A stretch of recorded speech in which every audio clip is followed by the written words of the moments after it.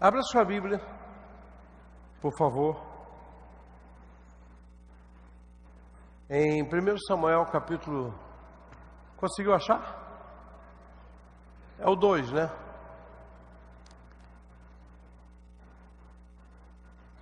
Primeiro Samuel capítulo 2, versículo 35. Não. Não é esse não. Melhor mandar o pendrive de volta. Hã? Não, é novo, fresquinho. É novo, você vai ver aí. Na semana passada só o mesmo tema, só que vai estar escrito 2 do lado, para você saber que é a segunda parte. É a segunda parte. Muito bem, enquanto eles estão se ajeitando lá, 1 Samuel capítulo 2, versículo 35. 1 Samuel capítulo 2, versículos 35. Diz assim a palavra do Senhor. Irmãos, eu estou providenciando para apóstolos conta-gotas para o ato profético. Nós vamos ter um ato profético sem ser esse domingo ou outro, de ungir o ouvido e a língua do povo de Deus. Então, uma coisa higiênica é aquele vidrinho onde você pega o pinga-gotas e... Vamos trazer o azeite para consagrar. Nós somos uma série de mensagens sobre intercessor, colocando a minha língua a serviço do reino. E Deus nos levou um ato profético para o domingo. E aí provavelmente vai ser domingo à noite, consagrar nosso ouvido e a nossa língua. Nós temos que aprender uma coisa: o que houve uma maledicência é tão maligno quanto o que fala. Então não basta você dizer, mas eu não falo mal da vida de ninguém, mas anda emprestando teu ouvido. Aí você não sabe porque que a tua vida está amarrada, porque a tua vida financeira não vai para frente, porque a tua casa não fica estável. Então, irmão, nós vamos fazer um ato profético. Você vai consagrar. Domingo que vem, talvez à noite, eu vou pregar a mensagem. Domingo de manhã eu vou alternar. Nós estamos falando domingo à noite sobre Pentecostes, o poder do alto. Mas às vezes é necessário que eu alterne para que os irmãos da noite também sejam abençoados como intercessores, com a palavra que eu tenho dado no domingo de manhã. 1 Samuel capítulo 2, versículo 35. Diz assim a palavra de Deus: E então suscitarei para mim um sacerdote fiel, que fará segundo o que lhe tenho no coração e na mente. Lhe edificarei uma casa estável, e ele andará diante do meu ungido para sempre. Muito bem, dá para jogar o texto aqui? Tá baixando. Tá tudo bem, tá reiniciando, ok, não tem problema. Nós pregamos uma série de mensagens. A primeira foi falando desse sacerdote que é levantado por Deus e para Deus. A segunda mensagem, porque Deus diz, eu vou levantar para mim um sacerdote fiel. A segunda mensagem foi justamente, o sacerdote fiel se move pela mente e pelo coração de Deus. Ele procura saber qual é o desejo de Deus. Semana passada falamos sobre um sacerdote fiel investe em levantar uma família saudável. E falamos do sacerdócio de Adão. Adão não vigiou no seu território e permitiu que a serpente entrasse nele, e toda a família de Adão ficou comprometida. E hoje eu quero falar sobre um sacerdote fiel que investe em levantar uma família saudável. Nós vamos falar, irmãos, de um tema que infelizmente eu vou ter que tocar nele, o de ontem.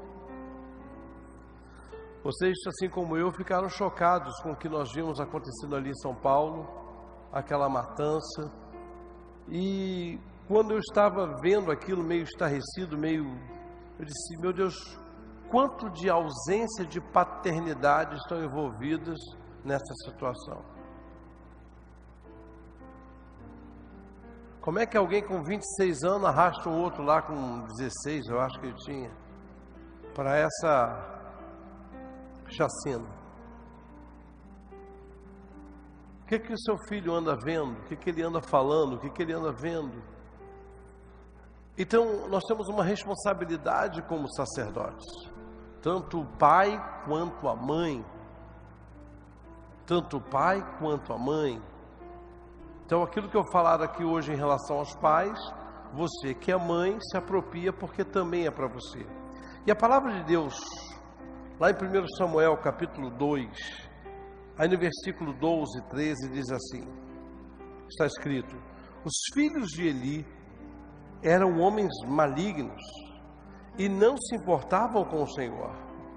O costume desses sacerdotes com o povo era este: quando alguém oferecia sacrifício, o servo do sacerdote vinha com um garfo de 3 dentes na mão, e enquanto a carne estava cozinhando, enfiava o garfo na caldeira da panela, no caldeirão ou na marmita, e tudo o garfo tirava, o sacerdote pegava para si.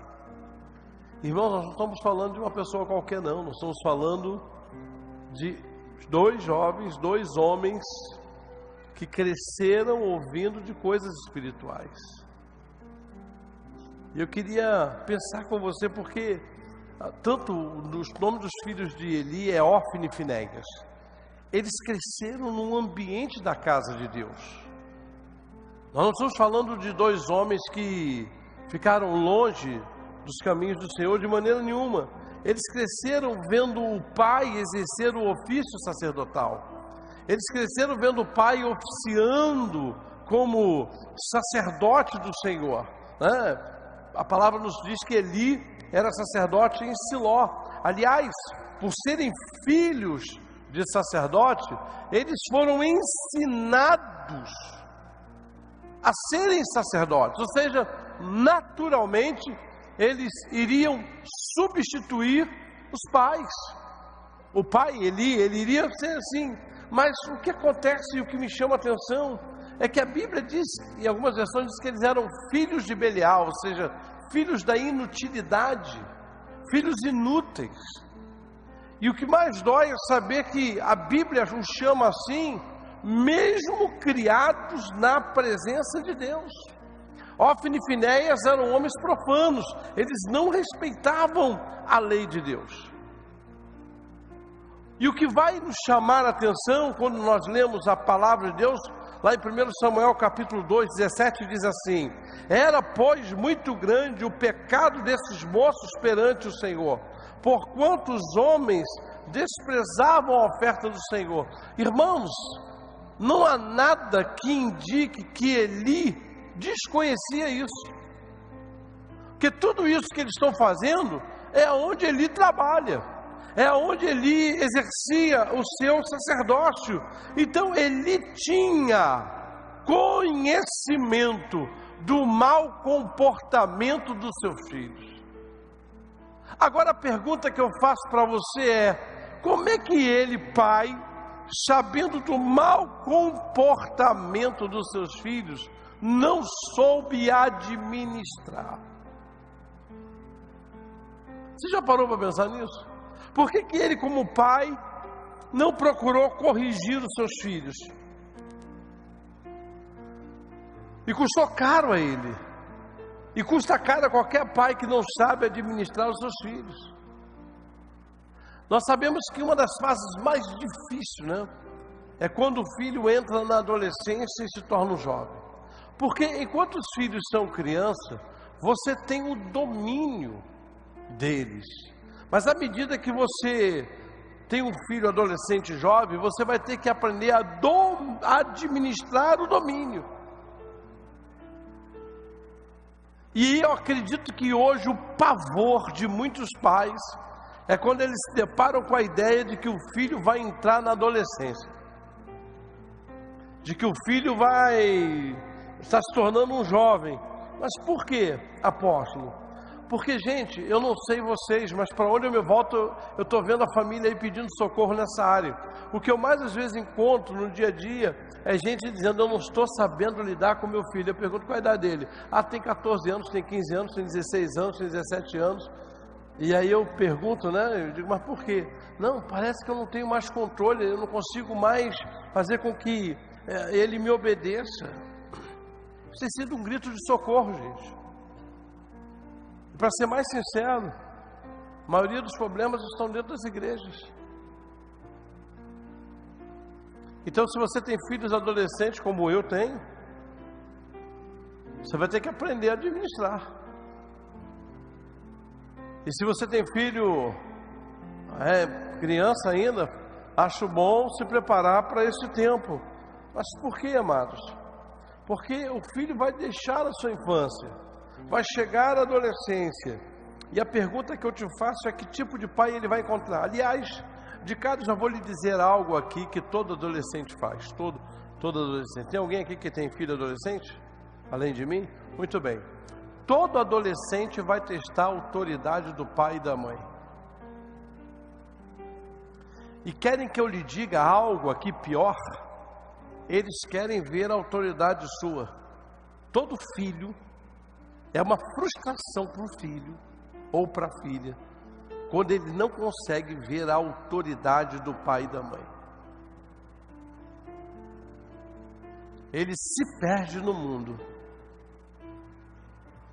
Por que, apóstolo? Porque isso é um princípio criado por Deus. Eles cresceram ouvindo: vós filhos, obedecei aos vossos pais. E quando você negocia o princípio, você colhe a rebeldia. Você vai colher a desobediência. E, gente, é uma coisa interessante. Por quê? Porque no adolescente já não vai dar mais para mandar calar a boca, já não vai mais botar na cadeirinha lá o que é um erro, né? A cadeirinha lá do pensamento. Não dá mais para fazer certas coisas. Mas e agora? O que nós vamos ter que fazer? Muito bem, eu vou trabalhar algumas coisas aqui com vocês. Por quê? Porque a adolescência se tornou um pesadelo de muitos pais. A primeira coisa que eu vejo os pais em crise é que eles dizem assim para mim: apóstolo, eu tenho 2 filhos adolescentes, como eles são diferentes. E eu digo: aleluia, graças a Deus. Isso é um sinal de plena normalidade, filhos diferentes. Você já imaginou que tragédia você teria de ter filhos adolescentes iguais? Os teus filhos iam ser muito chatos. O bom dos filhos é que eles são diferentes. E, aliás, viva a diferença. É bom saber que eu tenho filhos diferentes. É bom saber que a Maria Clara é diferente do Davi. É bom saber que o Davi é diferente da Mariana, que a Mariana é diferente da Maria Clara. É bom. Para mim, isso é muito precioso. Agora, o que acontece, irmãos, é que muitas vezes você quer tratar o adolescente como você trata a criança. Com a criança nós maquiamos os problemas. Não, acabou, chega, para. Você não trata, você maqueia. Com o adolescente você vai ter que amadurecer e administrar as situações. Então vamos fazer o seguinte. Está aí? É isso aí. Então o sacerdote fiel investe em levantar uma família saudável. Olha aí que família bonita. Vamos lá. Vamos ver o perfil da família de Eli? Pode clicar. Perfil da família de Eli. É claro, gente, que isso aqui é um resumo do resumo, né? Porque se eu fosse a fundo mesmo. A primeira coisa que é do perfil da família: eles vivem um momento histórico conturbado da história de Israel. Israel deixou de ser, está deixando de ser uma teocracia. Se levantaram os juízes e agora se levantam profetas. E Israel vive a família. Eli e sua família viveram nos piores momentos da vida de Israel. Era o problema dos filisteus declarando guerra, era o problema de um povo rebelde. O livro de Juízes diz que cada um fazia do seu jeito e Deus entregava esse povo à sorte. Então, o momento histórico, não sei se você consegue fazer associações na sua cabeça, mas o momento histórico que eles estão vivendo é um momento conturbado. Te lembra alguma coisa hoje? Pois é. O momento histórico da família hoje, nossa, é um momento conturbado, gente. É um momento difícil.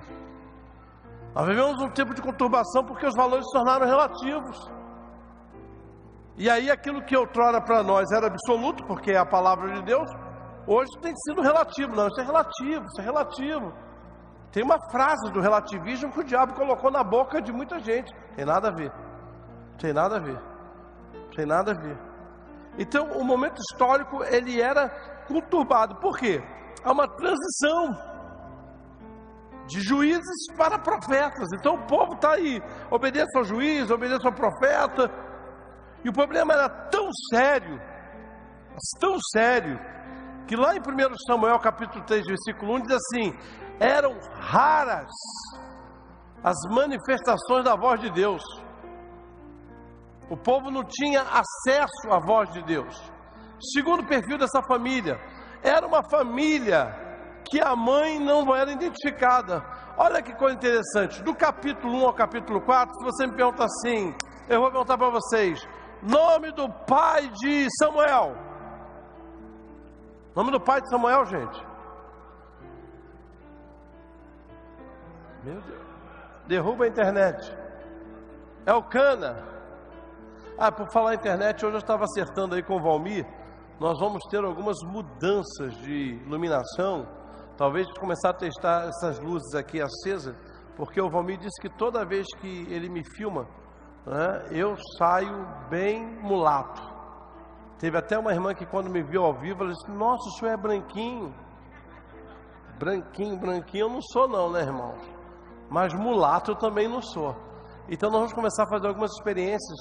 Na vigília já fizemos isso, na reunião de jovens, ou seja, na hora da mensagem, nós vamos apagar as luzes, vamos deixar aquela linha de luz lá atrás para a identificação das portas, apagar para ver se ele consegue, né, pegar o meu rosto nas filmagens. Não vai ser nada de novo não, isso aí as igrejas, a Atitude faz, Lagoinha faz, Rio Song faz, não tem nada de novo. Mas como ele hoje estava conversando comigo, vamos fazer essa experiência, não é isso, Valmir? E ele vai tentar ver se consegue, com esse tipo de experiência, deixar só aqui iluminado na hora da pregação, né, consegue uma imagem melhor. E está comprovado o seguinte: por que as igrejas apagam as luzes na hora que tem a pregação? Você já parou para pensar nisso? Porque o seu cérebro tem focal e tem luz.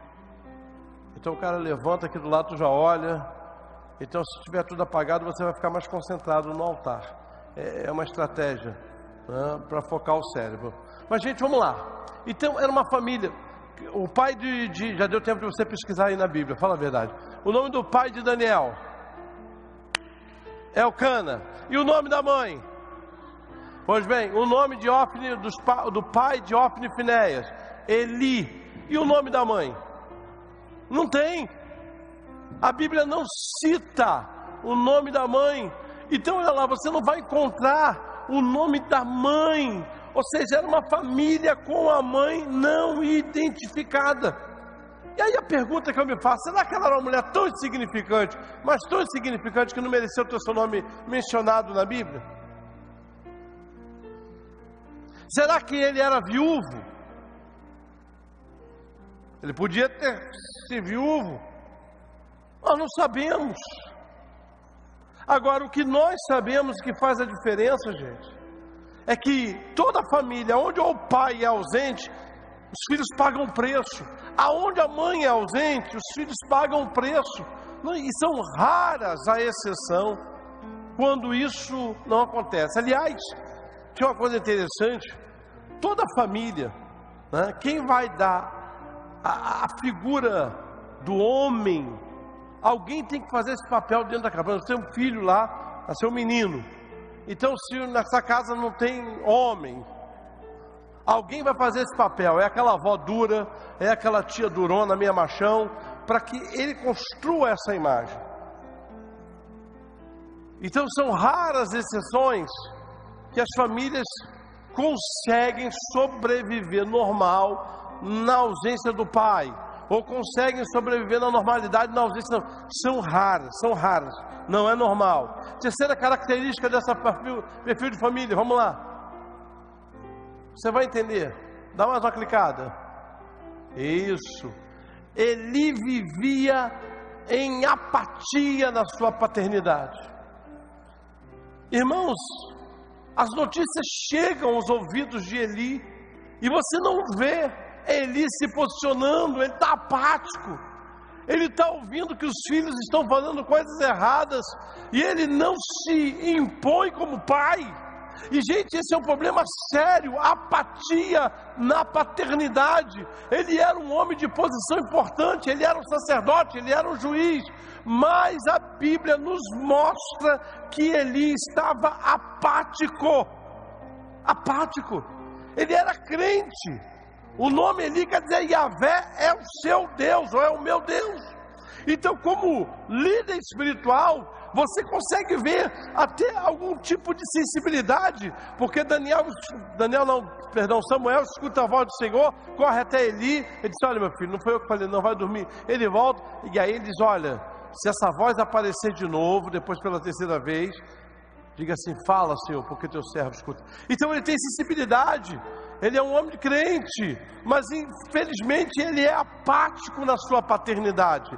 E nós não podemos achar normal apatia na paternidade. Você decidiu ser pai, você tem que aprender que paternidade e apatia não combinam. O filho espera que o pai se posicione. Curioso isso, gente. É muito curioso. Olha que coisa interessante, só para os irmãos terem uma ideia.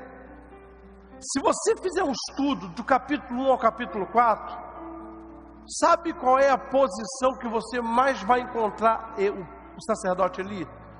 Ou deitado ou sentado. Aliás, pode até ser trágico o que eu vou falar, trágico cômico. A Bíblia diz que quando ele recebe a notícia que os filhos dele haviam sido mortos, ele toma um susto, mas ele cai mesmo da cadeira quando o pessoal diz assim: olha, levaram também a arca. Ele não aguenta, cai para trás, sentado, e quebra o pescoço e morre. Então a apatia de Eli, se você ler o capítulo 1 até o capítulo 4, esse camarada, você não vê Eli em pé, você não vê Eli oficiando. Eu estava lendo, falei: engraçado, do capítulo 1 ao capítulo 4, mais aparece Eli ou sentado ou deitado. Por quê? Porque alguém que já está sendo tomado pela apatia. Então, a gente olha para essa família aí, gente, vamos trazer para a nossa realidade. Momento histórico conturbado, é o que nós temos vivido.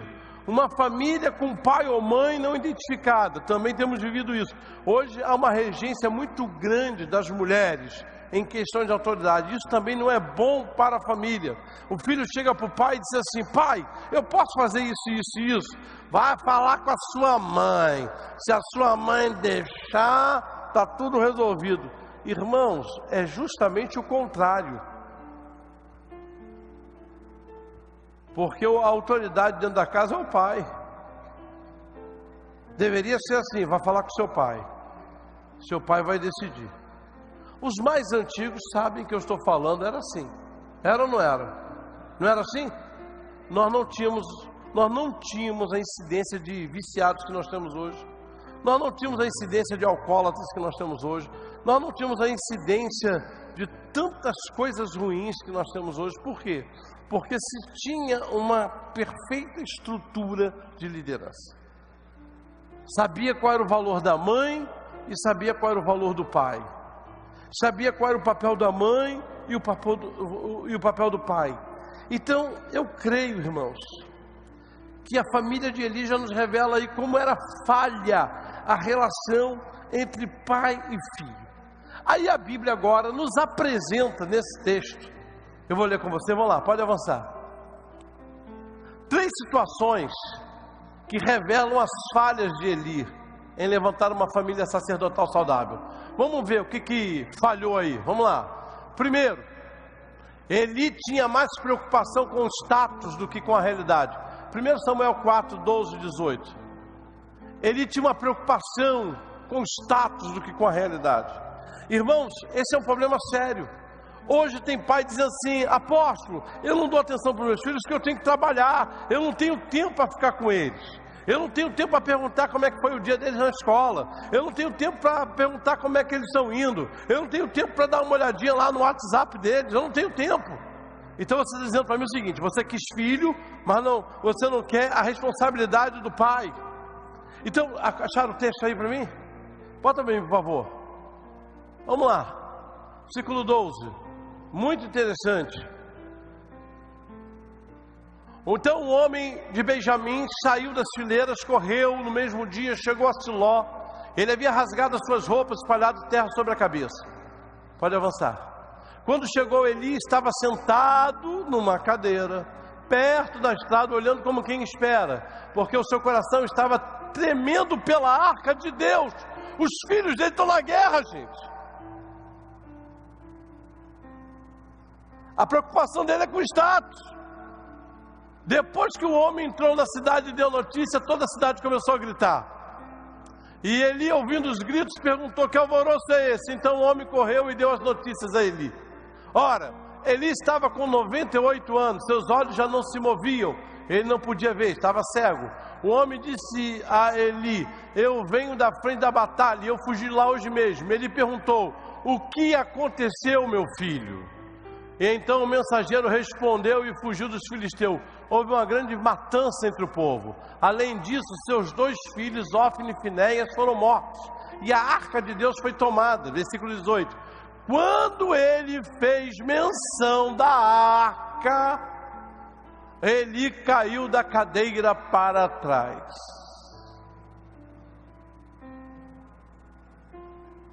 A Bíblia diz que Eli morreu, não foi por causa da dor de ver os filhos mortos. Foi porque a arca tinha sido levada. Deixa eu lhe dizer algo aqui, preste atenção no que eu vou lhe falar. Pare de se preocupar um pouquinho com o seu trabalho, passe a se preocupar mais com seus filhos. Nós temos que trabalhar, não é verdade? Então você tem que ter feito uma escolha antes de ter filho. Porque tem gente que se esconde atrás de trabalho para não dar atenção aos filhos.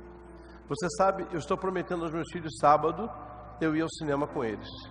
E eu vou lhe dizer uma coisa: só se Deus se materializar na minha sala, pois eu vou chegar na sala e Deus pegar um anjo, botar lá uma vaca amarela na minha sala, falar assim: não vá para o cinema. Irmão, não vou pregar em culto, não vou em festa, não vou em lugar, porque eu dei a minha palavra para eles. E eles têm algo, estão ali os 2. E é bom que sejam. Eles sabem que quando eu empenho a minha palavra com eles, eu vou cumprir. E quando eles me pedem alguma coisa, eu digo: agora eu não posso dar, mas eu vou dar. Por quê, irmãos? Porque se eu me preocupar mais em ser apóstolo, se preocupar mais com os teus filhos do que com os meus, eu sou um péssimo apóstolo. Então cuidado com o teu status, mais do que seus filhos. Nós temos que aprender a ter equilíbrio. O que Eli me mostra aqui é um problema que eu vejo. Você não vê a reação de Eli diante da morte dos filhos. Tem algo errado, irmãos. Ele nunca viu nem quis ver os filhos. E a Bíblia diz que quando ele ficou sabendo da arca, ele morre. Ele está mais preocupado com a religiosidade que ele nutria do que a filiação, do que a paternidade que ele tinha que ter. Seus filhos morreram, tudo bem. Gente morre todo dia. Mas a arca também foi levada. Aí a Bíblia diz que ele cai para trás. Ele não suportou ouvir a notícia da arca. Ele não suportou. Então, por favor, não se esconda atrás da sua profissão, da sua carreira profissional. Você precisa ter. E tem detalhe que eu vou dizer aqui para você. Quem é que tem mais de um filho aqui? Mais de um filho? Pois é, você tem a mesma bênção que eu. Eu tenho 3 filhos. Deus levou 2, não é isso? Levou 3, minha filha. Tu teve 3 gravidez. Foram 3 que Deus levou e 3 vingaram. Então era para ser 6. Não vou dizer graças a Deus, mas Deus sabe todas as coisas. E 6 filhos, eu ia ter que partir para Uber, eu ia ter que partir para um montão de coisa aí. Não, pelo que eu tiro dos nossos, né? Que prezam por coisa boa e louvado seja Deus por isso. Mas o que eu vejo com filhos? Tem dia que eu tenho que sair com a Maria Clara. Tem dia que eu tenho que sair com o Davi. E você tem que aprender que cada filho é um universo. Você sabe, às vezes o filho pergunta assim para você: pai, eu não vou falar que é a Maria Clara, o senhor me ama? A Maria Clara não está nem aí para o Davi. Ela não está nem aí para Mariana. E ela também foi enfática em usar o singular. O senhor me ama? E eu respondo para minha filha no singular: sim, minha filha, eu lhe amo. Agora que você quer arrebentar com o seu filho, é quando ele lhe pergunta assim: pai, o senhor me ama? Para de falar besteira, você sabe que eu amo vocês do mesmo jeito. Isso é uma mentira. Nenhum pai aqui, nenhuma mãe aqui ama os filhos do mesmo jeito. Você pirou na batatinha, virou no giraia. Se você conseguir me provar por amorômetro que seus filhos lhe amam, que você ama os seus filhos da mesma maneira, primeira coisa é a alma do filho que decide para quem ela vai se abrir. E não tem jeito, tem um filho que se abre mais para o pai, tem um filho que se abre mais para a mãe, e ponto. Eu costumo dizer o seguinte: eu amo, ponto.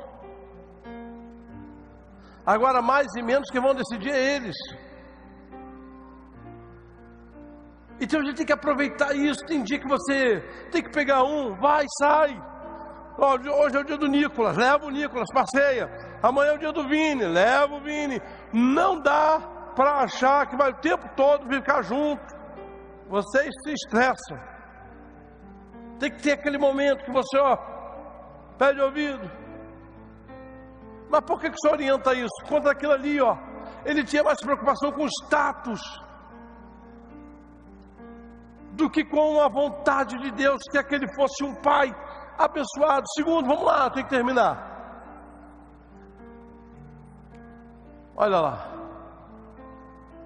Eli deixou o tempo cuidar de situações onde ele tinha de agir. Escute, é melhor você ter um dia de angústia do que viver todo dia angustiado. O pai tem que aprender a resolver problemas e não empurrar com a barriga.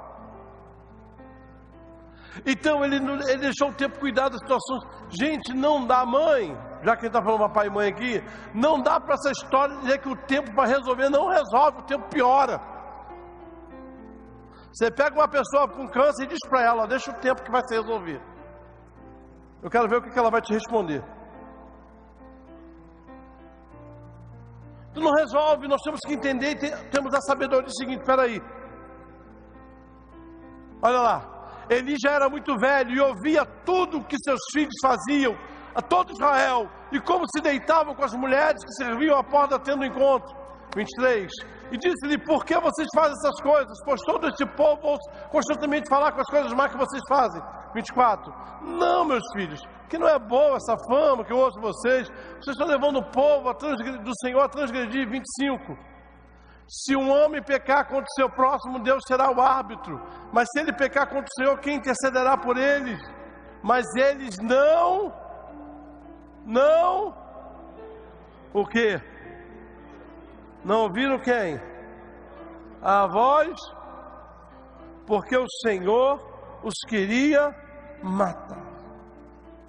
Não deram ouvidos. Cuidado, amados. Aprenda uma coisa aqui. Muitas vezes Deus está livrando nossos filhos de maldições e Ele quer usar a tua boca e a minha. Muitas vezes está livrando o seu filho de morte e Ele vai usar o teu castigo, a tua disciplina. E você está aí: não, mas você sabe, não é por aí. Irmãos, vocês sabiam como é que Israel tratava o filho rebelde? Ele era denunciado na congregação. Levava ele para a porta do arraial. Os homens iam para fora, eles vão apedrejar na frente de todo mundo. Quando eles desgraçavam com o primeiro, todo mundo era logo vacinado. O problema é que nós, muitas vezes, nós não tratamos problemas de casa. Deixamos o tempo resolver. O tempo vai resolver. O tempo vai dizer: pode avançar. Terceiro, Eli preferiu se fazer de surdo ao invés de ouvir a voz de Deus. Hoje eu vou orar por você, pai. Cadê? Quantos pais tem aqui? Se Deus vai pedir a Deus: Senhor, tira toda a surdez que quer destruir o meu relacionamento. Um homem de Deus veio a Eli e disse: assim diz o Senhor, por acaso não me manifestei à casa do seu pai, quando os israelitas estavam no Egito, a casa do faraó. Eu escolhi dentre todas as tribos de Israel para ser o meu sacerdote, para subir no meu altar, para queimar incenso, para usar a estola sacerdotal diante de mim, e dei à casa de seu pai todas as ofertas queimadas dos filhos de Israel. Porque tratam com desprezo os meus sacrifícios e as minhas ofertas cereais, que eu ordenei que se fizessem na minha morada? E você, por que honra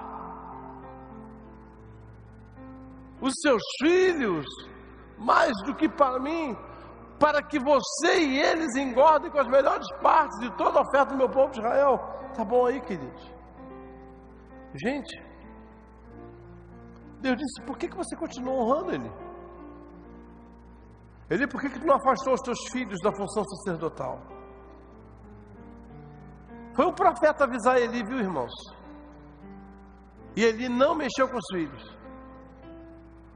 Deus mandou um profeta, porque você vai, Deus mandou um profeta. Ei, Eli, é melhor tirar. Só que a Bíblia diz que ele deixou, ele permaneceu.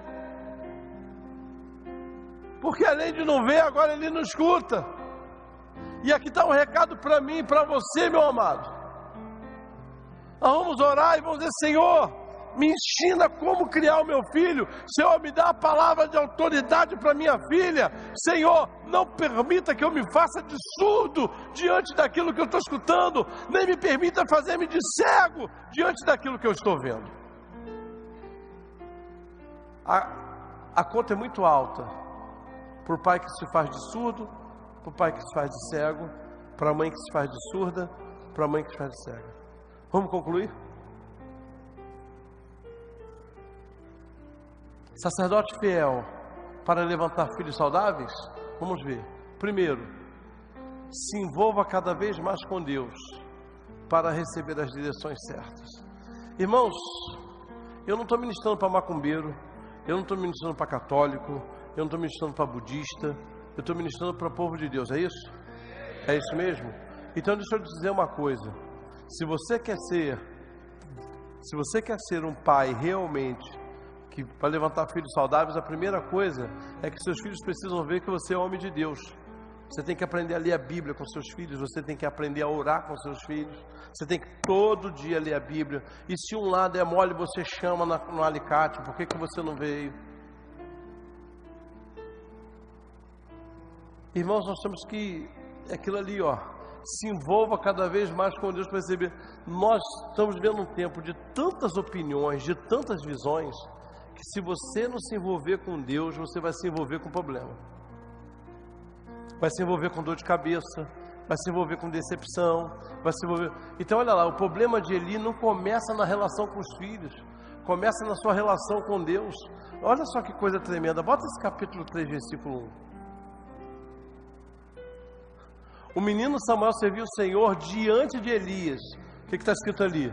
Naqueles dias a palavra do Senhor era muito, e as visões não eram mais frequentes. O que a Bíblia está dizendo aqui para mim e para você é o seguinte: olha, o sacerdote não tinha mais revelação da parte de Deus. Nós temos que aprender a pedir: Senhor, me ensina, me orienta como é que eu vou falar com meu filho. Senhor, me orienta como é que eu vou falar com a minha filha. Senhor, me orienta como é que eu vou administrar essa situação. Senhor, me orienta como é que eu vou fazer essa situação. Irmãos, não dá para você ser um sacerdote fiel se você não se envolve com Deus. Não tem jeito. Ele não ouvia mais o Senhor.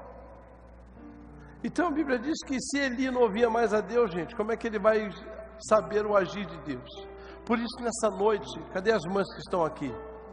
Quem é que tem filhos aqui? Então, mães, antes de pensar na pedagogia, pensa no que é espiritual. Senhor, me ensina a criar os meus filhos nos teus caminhos. Vocês sabiam, as mulheres que estão aqui, que em Israel, quem cuida da vida espiritual das crianças é a mãe?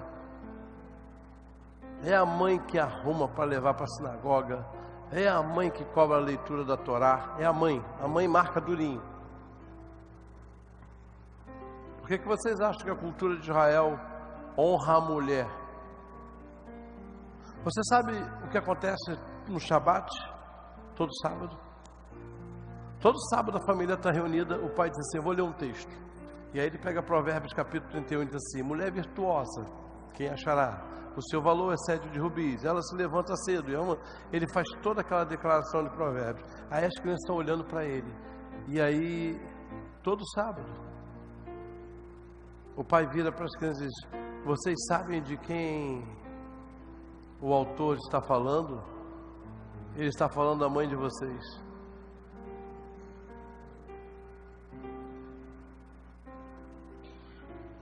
Amados, esse é o primeiro segredo, vamos nos envolver. Eu vou hoje orar com você e você vai pedir isso a Deus. Deus, eu quero me envolver mais. Porque Deus sabe trabalhar as fases da vida dos nossos filhos. E se você se envolve com Deus, Deus vai lhe dar sabedoria para administrar isso. Segundo, vamos lá. Vamos ler junto aquilo ali?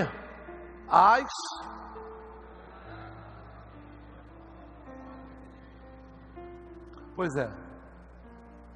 A gente olha para ele e parece que ele quis ser sacerdote e juiz para todo mundo de Israel, menos para sua casa. Deixa eu lhe dizer uma coisa aqui. Nenhum sucesso no mundo compensa para nós o fracasso no lar. Então nós temos que ter algo que nesse texto me chama muita atenção. Ele podia dizer, poxa, mas é a ausência da mãe, é isso e aquilo. Mas Deus tratou com Eli, gente. E aqui vai um segredo para os pais que estão aqui. Cadê os pais que estão aqui? Os pais. Você é pai, é sinal que você tem filho, é isso mesmo? É. Então aprenda a colocar prioridades na sua família. E sua família tem que ser uma prioridade. A gente encontra tempo para tudo, meu irmão. E por que não encontra tempo para a família? Você tem que aprender a pegar sua família para viajar. Você tem que aprender a pegar sua família para passear. Você tem que ter isso. Apóstolo, mas eu estou muito cansado, eu trabalho muito, então durma mais. Irmão, nós temos que ter lazer com os nossos filhos. Nós temos que ter conversa. Não, mas eu já venho para a igreja. Pelo amor de Deus, eu nunca queria ser teu filho. Tu está me dizendo que o passeio dos teus filhos é a igreja? Rapaz, que vida bandida que essas crianças vão ter. Imagina. Você chega de manhã cedo, vamos passear. Para onde, pai? Para onde? Para a igreja.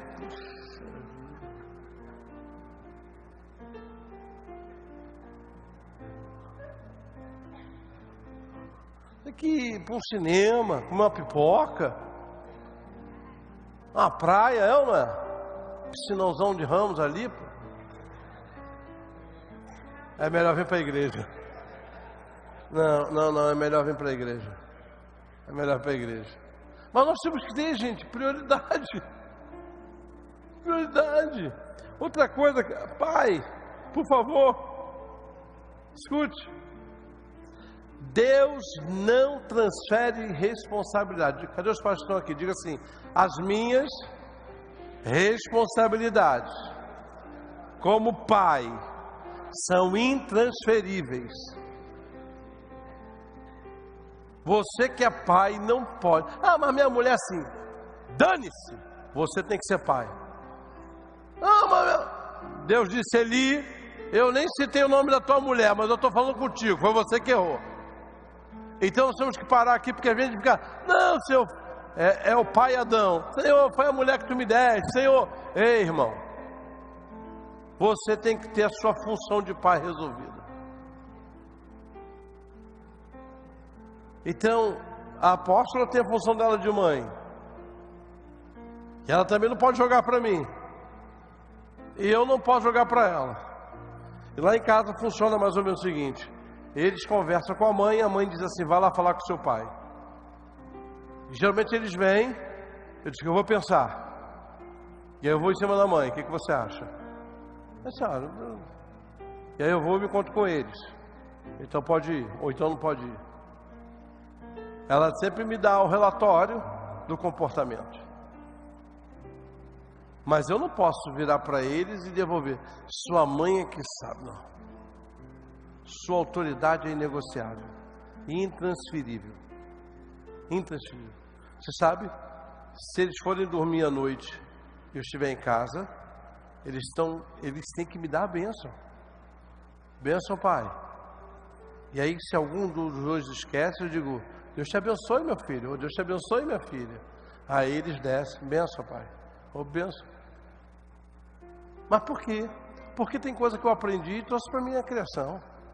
Ah, mas os tempos são os outros. Por isso que bons costumes tem que... A Bíblia diz que é para a gente não revolver marcos antigos, hein? Aliás, vocês são novinhos, não pegaram isso. Eu me lembro que quando eu estava naquela reunião de família, eu tinha que dar a benção para todo mundo que era mais velho. Benção mãe, benção pai, benção avó, benção tia, benção tio. Ô, benção dona Margarida. Não aguentava mais. Mas era assim, quem pegou esse tempo aqui? Quer ver uma coisa que eu fico olhando, às vezes fico apavorado. Às vezes eu estou conversando com o pai e com a mãe, o filho vai e se mete. Puxa vida, irmãos. A minha mãe, minha mãe é psicopedagoga, né? Na vez que eu vim meter, ela me deu-lhe um tabefe. E ela me ensinou uma pedagogia sem palavra. Pum! Não se meta na conversa de adulto. Acabou. Acabou. Foi o suficiente para aprender que eu tinha que ter o meu tempo e minha hora certa de me posicionar. Hoje, às vezes, você está conversando, o filho está se metendo, ainda desmente. Não é isso não, mãe, só está mentindo. Eu fico no constrangimento, eu começo a assoviar e olhar para o alto. A sensação que dá é que eu tenho que conversar com a criança. Mãe, dá licença, fala um pouco mais para mim, o que é? Sabe por que você está negociando, querido? Prioridade. Você tem que ensinar. Nós temos que aprender a estabelecer prioridades. O teu não tem que ser o quê? Não. E o teu sim tem que ser o quê? Sim. Você fala assim, daqui a pouco muda para não. Você fala prioridades. Fique em pé, por favor. Por último, dá mais um cliquezinho aí. Faltou se reciclar na palavra para educar pela palavra. A Bíblia é um manual para quem quer viver bem. É ou não é? É. Você sabe, nós temos muitas leituras produzidas e não estou aqui discutindo o valor delas, mas se você tiver o cuidado de se alimentar com a palavra, ler a palavra, você vai ter muito, mas muito mais recursos do que o que não se recicla na palavra. Olha lá, capítulo 2, 29. Então, por que você despreza os meus sacrifícios e ofertas? Por que você honra os seus filhos mais que a mim? Pois você e eles engordam com as melhores... Deus está dizendo assim: Eli, você não sabia do significado das ofertas, Eli? Eli, você não sabia como tinha que proceder? E aí, irmãos, eu quero fechar minha palavra aqui. Mas, apóstolo, por que eu tenho que educar pela palavra? Os últimos versículos do Antigo Testamento estão no livro de Malaquias. E lá no capítulo 4, Malaquias diz assim: eu irei converter o coração dos pais aos filhos, e converterei o coração dos filhos aos pais. Se você é alguém que não educa pela palavra, vai ser difícil você ter um coração convertido ao seu filho. Então, nessa noite, amados, nós temos que aprender que o coração do pai se converte ao coração do filho, e o coração do filho também se converte ao coração do pai. É uma promessa que está no Antigo Testamento. O que é isso? Quando é que o coração do pai se converte ao filho? Quando é que o coração do filho se converte ao pai? Quando esses dois corações passam a ter o mesmo Senhor. Você nunca vai conseguir se converter ao seu coração do seu filho, nem o seu filho a você, nunca. a não ser que vocês tenham no coração o mesmo Senhor. O Senhor que fala aqui, fala aqui. Qual é o problema hoje? Apóstolo, eu sou crente. Muito bem, então leve o seu filho também a ter a experiência com Jesus Cristo.